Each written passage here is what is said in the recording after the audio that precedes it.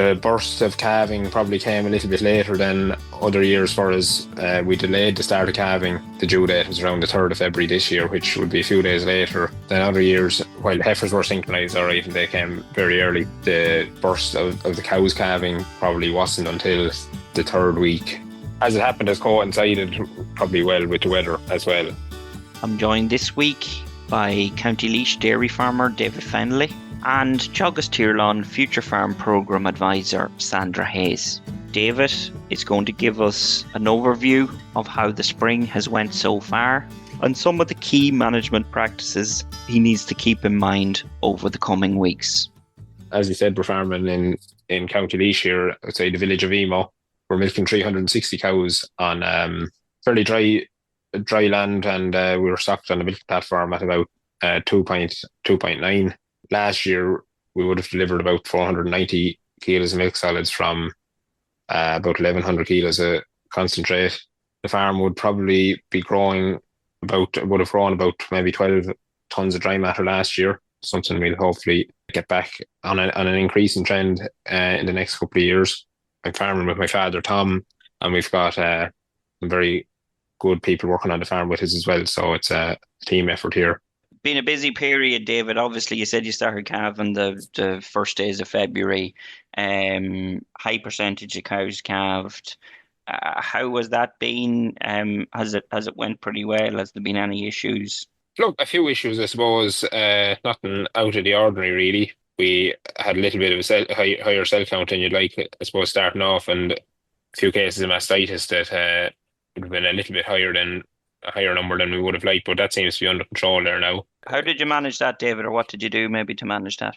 We just kept stripping the milkers, stripped all the milkers for morning and evening, which we wouldn't have done for a while, and that pulled out an extra few. And we also started milking the transition cows twice a day, which we hadn't been doing for the first few weeks, and I think that was a help as well, just to keep them through the parlour and milk the second time. And I think that seemed to be a bit of a help. Our milking machine, actually, to be honest, we had let go a little bit far before we changed the liners. This spring we should have had it serviced back during the winter, and we didn't, and that could have played a factor as well. That's so between everything, things seem to be back a little bit more under control there now, so that's good. Probably planned first milk recording isn't that far away then at this stage? We have it done, actually, James. Yeah, we did it on the 1st of March, I think it was. So yeah, done a few days, and the results are just back there. Actually, yesterday I got the results back. So as it stands there's only a couple of cows that probably should be pulling out and CMTing, but we haven't done yet, but we should get to it now. Thanks for reminding me. And that's a reminder, I suppose, for everybody. Milk recordings are there. Your action obviously has reduced the number of problem cows on the list, which is good. A percentage of cows calved, Davis, what did you say you've calved to date? About 75% there now, I think. It's calving as well slowed down, I suppose. The burst of calving probably came a little bit later than other years, for us. We delayed the start of calving. The due date was around the 3rd of February this year, which would be a few days later than other years, and we used all sex semen last year as well. And in general, not only to the sex semen, but just in general, the conception rate for service was around 52%. So we hadn't, while the heifers were synchronised alright and they came very early, the burst of the cows calving probably wasn't until the 3rd week, if you like. So as it happened, has coincided probably well with the weather as well. You moved that calving or breeding start date, which has obviously moved your calving start date a little bit. Calving the 1st week of February. You plan on sticking to that, David? You happy? All in all, yeah, happy once we can improve the conception rate in the first service. Like probably just a little bit behind where we would have liked to be, but anything you can put your finger on there, David, or do you just think I think last spring the energy intake of the cows in the spring probably wasn't where it needed to be, both between we probably didn't buffer as well as we could have when the weather in reality was very poor. So this year we're trying to be a little bit more. We did build another cubicle shed there this year, and we've a lot more feed space available, which is making it a lot easier to buffer feed, which I think might help. And we also are feeding probably a little bit more meal than other years, which, as it happens, the grass isn't relatively that abundant at the moment. So we're trying to just be on the more generous side, I suppose, with feed allocation. And where's that So at the minute? What's the current diet, David? we were on 4 kilos a meal there for February, and we were at grass day and night there now for the last few weeks. We have just increased that to 6 kilos a meal probably from today, so, which is the 7th of March. So we're going to 6 kilos a meal, maybe 2 to 3 kilos of silage and the rest grass. So the silage is just fed at either side of the evening milking, basically. So the cows are still out day and night. You We just mentioned decided to leave it in to just if the cows did have to come back in at night, it wouldn't be a full change going from all grass to back onto all silage, but just to keep it a little bit more steady, I Yeah, suppose. you mentioned maybe grass availability there, which when we're looking at pasture base and maybe average farm cover in parts of the country isn't as high as you'd like it to be. Where is the grass situation on the farm at the minute? So our average farm cover is 691 at the moment. We opened at a cover of around 1,000, but it has dropped a lot. We've had little to no growth really in February. The bulk of our grazing probably has been done in the second half of February, really. So we haven't had strong regrowth on that 35% grazed yet. So Yeah, our that's cover about is probably a little bit behind where we would like it to be, but we're going to hold it now for a couple of weeks, and how are you going to do that, David, or what's the plan? Because when we look at the PBI data, there's a fair percentage of farms that maybe find themselves in or around that 700 of an average farm cover. And what's your plan to manage that now? yeah. So I think what we'll do is take just tot up whatever number of hectares haven't been grazed in the first round, and then take it. We're probably going to budget to start the second round on around the 10th or 12th of April. So that's just a chosen planned start for the moment. So if you take that, it's probably 35 to 40 days away now at this stage, and divide the number of hectares left in the first round by between 35 and 40, and just try not to graze faster than that. And that'll be controlled really by the amount of silage in the diet, really, and the amount of time allocated to the cows can have access to silage. So, David, yeah, I suppose you don't want to end up in a situation where the first week of April, maybe farm cover is down at 500 and you're short on grass. Those first paddocks grazed, maybe having enough back on them to start the second round, and you're putting in a lot of silage. So you're really going to put the silage in, manage the cover now, and I suppose you can always speed up if needs be, David. Exactly, that's the approach we're taking. That look at like we have a good bit of ground graze. We have slurry and fertilizer out. There's been a little bit of rain this morning, and that cooler wind has gone away. So I'd be expecting growth to pick up from now on. And if we just hold the rotation like a little bit now, we'll still get 60% graze by Patrick's Day. So we'll have a good amount of ground graze and coming back, and it's easy speed up then in the second half. Hmm. And we're talking about modest enough amounts of silage really in the diet as well, so production should hold fairly well. You mentioned there you've moved the start of the second round or the planned start of the second round ever so slightly. What's the thinking behind that? Well, I don't think there'll be enough back on the second on those first grazed paddocks to let the handbrake off really, and rather than being in a situation that we have to intervene with silage more heavily at that point, getting closer to the breeding season, etc. I think if we just keep the ship a bit more steady there for the next couple of weeks, we might be able to remove the silage at a more slowly out of the diet rather than having to reintroduce it more heavily. Is It's kind of the plan we're going for at the moment, anyway. Yeah, very good. And that's the situation, and it might bring you in a minute, Sandra, on that with regards where the program farmers are at. But I suppose before we just finish with yourself, I said, what's your priorities, David, over maybe the coming weeks, just to make sure you're well set up going into that kind of peak production period, and even as you head for breeding, I suppose have you a few kind of key priorities you want to just get right over the coming weeks? As I mentioned earlier, just kind of keep the energy balance right in the cows if we can. We're planning to use sex semen again. Be hoping to improve the conception rate of the first service and managing the energy balance in the cows, really, I suppose, and just manipulating the grass situation with the rotation length there that we'll be able to kick on in that April May period by holding them there now at the moment. You mentioned you some fertilizer and slurry out, David. How much have you out? And I suppose when is the next applications due? We spread 23 units of protected urea on the milking platform about 3 weeks ago.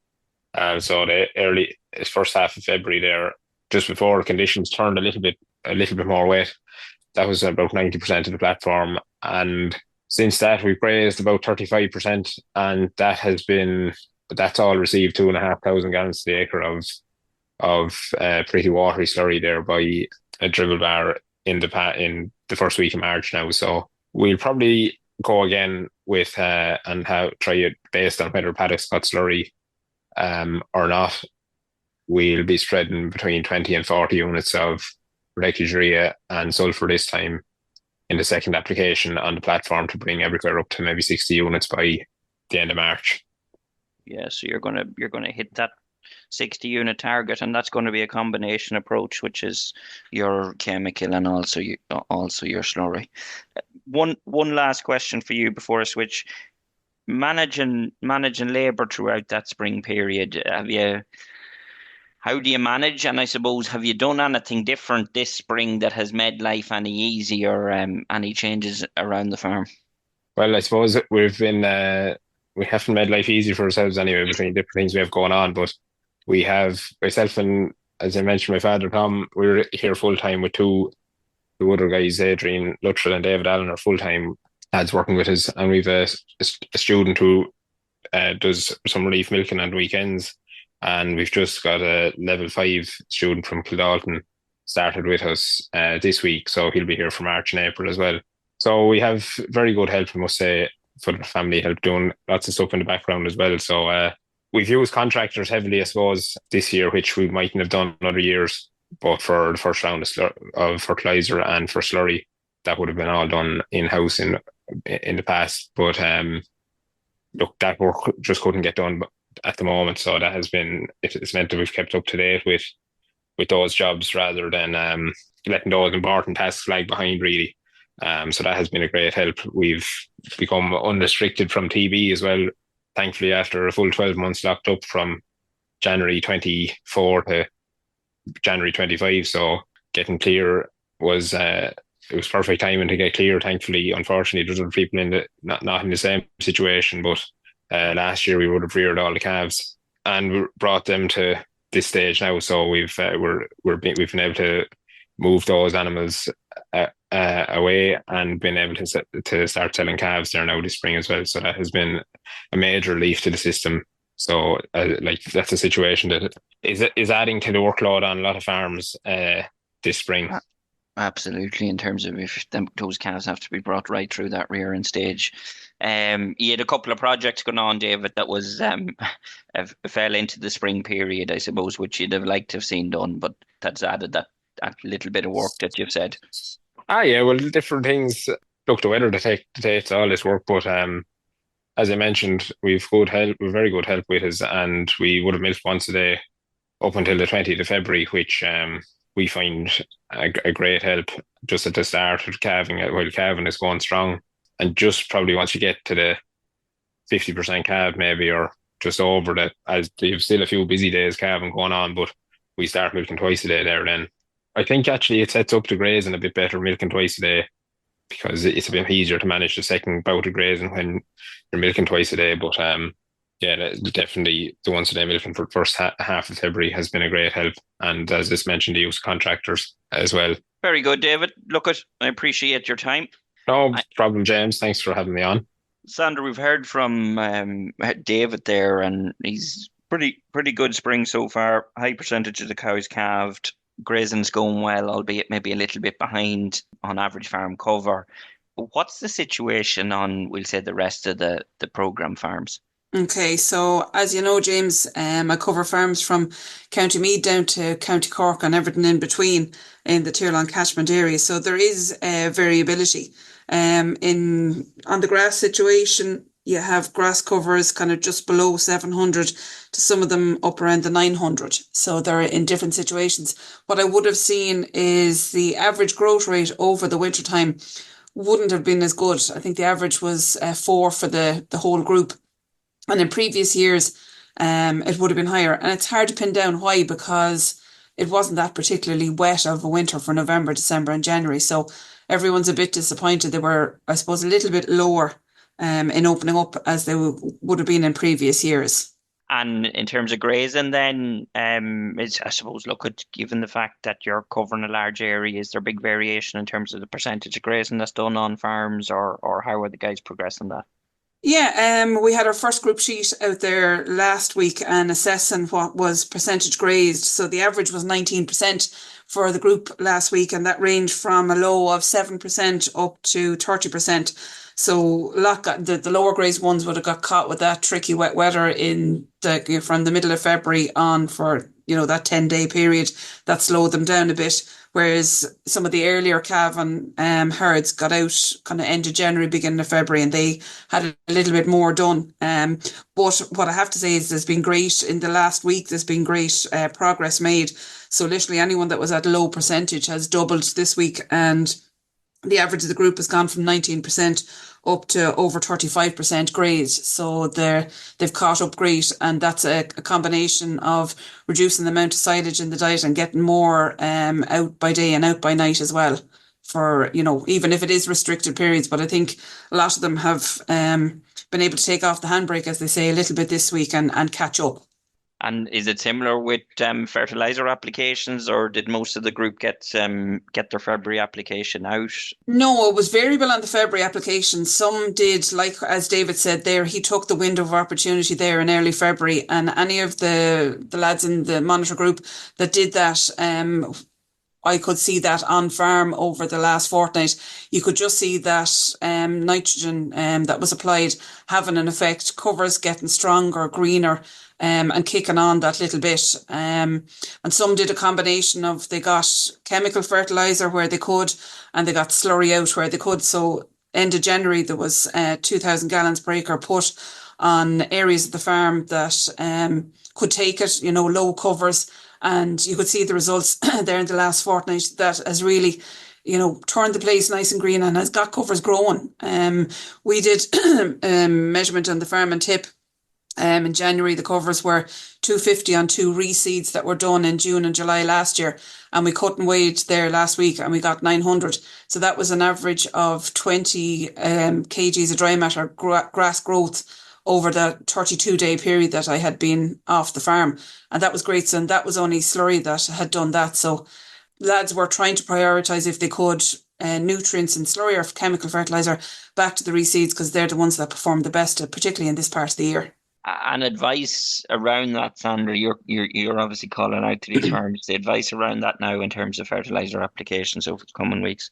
Okay, well, the target would be that you would have 60 units out, but by end of March, beginning of April. But we don't want that all going out in one go. So anyone that doesn't have anything out at the moment, to catch up, maybe at this stage 25 to 30 units. Depending if it has got nothing, you might go with that. If it has already got some slurry, well then your 20 units, maybe a protected urea getting out this week. And a lot of them, to be fair, have the questions on coming into me, I've X amount here, what'll I go with? So to be fair, there has been some applications, and it's great to see kind of a top up.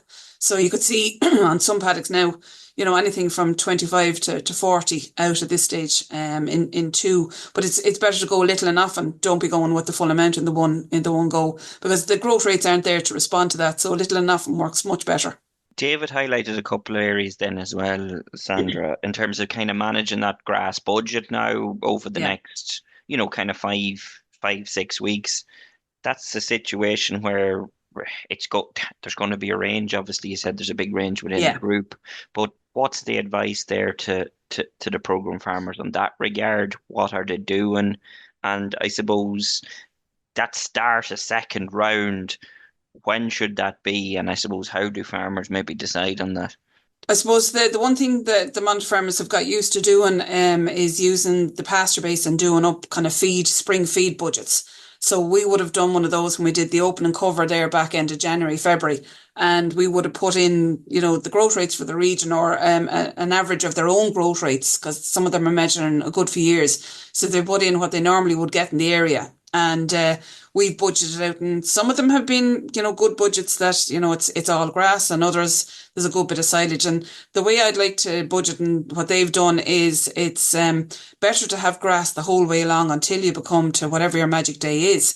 So by doing that, you're going to have silage and meal in the diet, but make sure there's grass in the diet the whole way. We don't want the farm to run dry of grass coming towards the end of March. So the key is, and even simply if people aren't on pasture base, is, walk the farm, see what you've got there, how many acres is left that needs to be grazed, and divide that up. As David said, he's using the 10th of April as his target magic day at the moment. And that's a movable date. If there's more grown, he can pull that back. If there's not as much grown, he can move it out a little bit and redo it. So it's the number of acres divided by the number of days to that magic day that you pick for the farm.